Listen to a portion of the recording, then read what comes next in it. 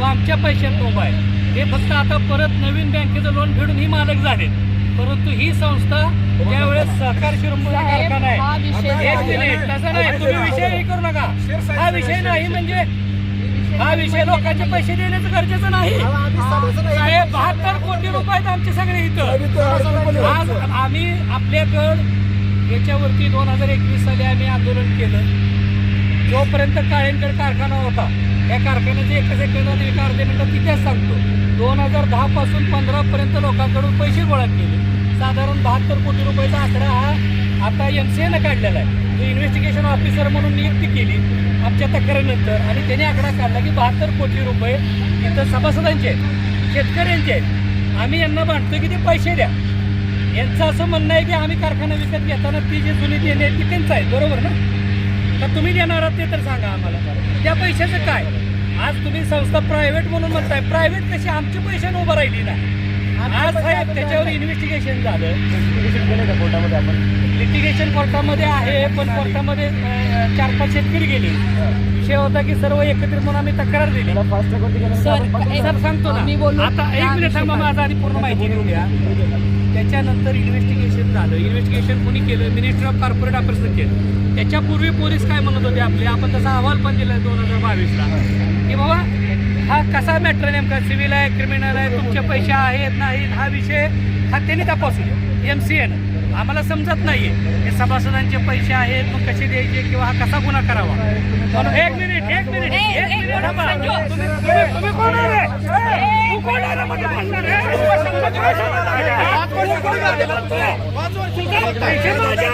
पैसे माझ्या लोकांचे पैसे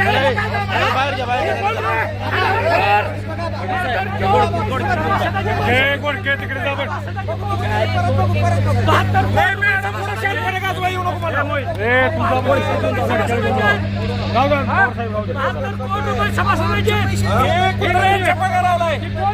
काय समज बोलायचा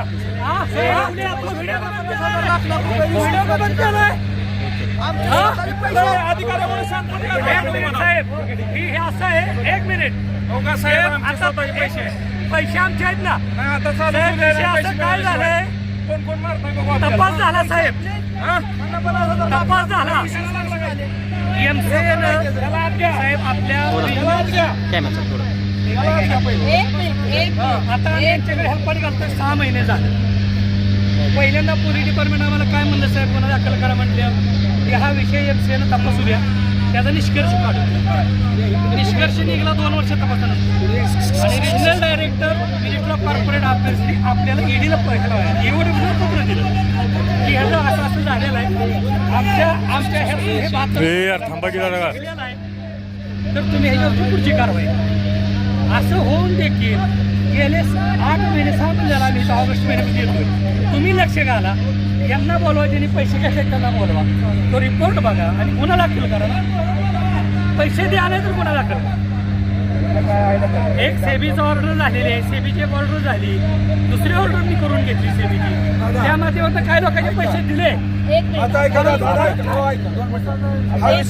विषयावर ह्यांचं काय आंदोलन झाल्यानंतर पुन्हा तुमचं म्हणणं काय आहे? हे पैसे आहेत का नाही? आता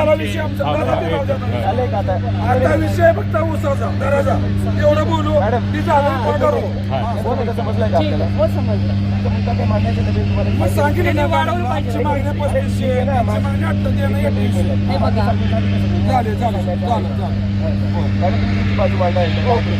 नाहीतर काय करा, तुम्ही म्हटलात ना पुढच्या उचलीला पुढचे जे काही हप्ते देणार आहात त्यामध्ये तुम्ही सामील करा आपलं ते कॅल्क्युलेशन मध्ये सामील करा. 3050 वर्करने जाहीर केलाय, 2875 बाकी एवढा तरी देऊ द्या ना त्यांनी डिफरन्स.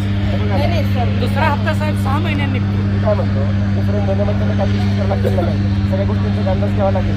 त्या अंदाज बांधतील त्याच्यामध्ये याचे कमिटीचे मेंबर नक्की नक्की अगदी मिळून मिळून कॅल्क्युलेशन 100% नक्की त्याच्यासाठी दोघं बोलून काय होत नाही ना. तयार आहे माझे काय म्हणणं. आपण काय व्हील लंगडण्याची स्पर्धा आहे त्यांनी कारखानदार अहो भोसले साहेब तुम्ही सगळे मिळून मार्ग पाटील साहेब पळण्याची स्पर्धा नाही याची लंगडाची स्पर्धा आहे ऐका सगळे ऐका हे बघा एक मिनिट ऐका माझं थोडं ऐकून घ्या. ऊस कारखानदारी हा महाराष्ट्रातला अत्यंतिक महत्त्वाचा विषय आहे की ज्याच्यामध्ये शेतकऱ्याला पैसे मिळणारा एवढा एकच का उद्योगधंदा जास्त लोकांना पैसे देणारा आहे. ग्रामीण भागामध्ये आपल्या शेतकऱ्यांना वेळेवर पैसे मिळणारी ही गोष्ट आहे.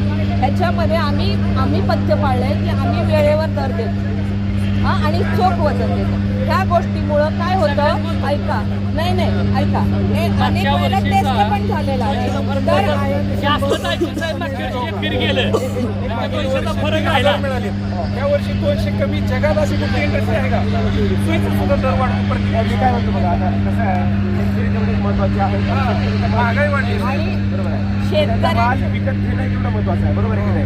आणि त्याच्याच बरोबर या दोन्ही गोष्टी व्यवस्थित चालल्या तर योग्य पद्धतीने ऐका मॅडम साहेबांची विनंती आहे.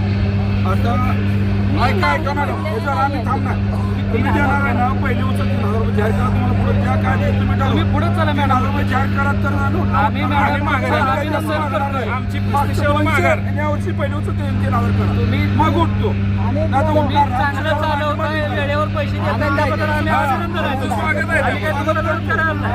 ही संस्था नीट चालत नव्हती साहेब. यांनी घेतल्यापासून चांगली चालत आहे. पण पहिले चोर चोरी करून गेले त्यांचं तोटा ह्यांना भरायची बारी येते ना असा विषय आहे. आम्ही जे चांगलं आहे त्याला आम्ही चांगलं म्हणणार. बरोबर मॅडम शेतकरी अडचणीत आहे. व्याज 3,000 मॅडम जाहीर करा. बाकीचे बरोबर होत आहे आम्ही नाही मागणार ना तुम्हाला. 3,050 करून द्या का? तुम्ही आता इथून तिथं द्यायचेच आहेत साहेब. आज यांनी दिलं. आज माणसं तिथं 5 दिवस 14 दिवस उपाशी बसले. आज त्याची कोंडी फुटे असेल तर मॅडम तुम्ही श्रेय घ्या. आमची विनंती आहे तुम्हाला तुम्ही तेवढा श्रेय घ्या.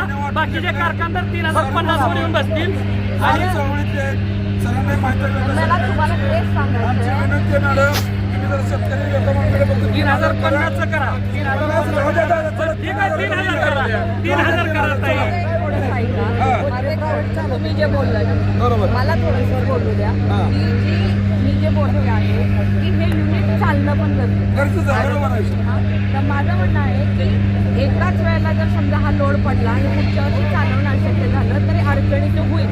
मी 3,000 दराला माझा टोटलमध्ये देण्यासाठी हप्ता म्हणतोय मॅडम. ऐका जो काही आहे चलचा विषय ते सगळे ॲट ए टाइम नाही करतात आपलं बघायला की आता कर्जबाजारी होऊन नाही पूर्ण कारखाना. आणि नाही ऐका ना मी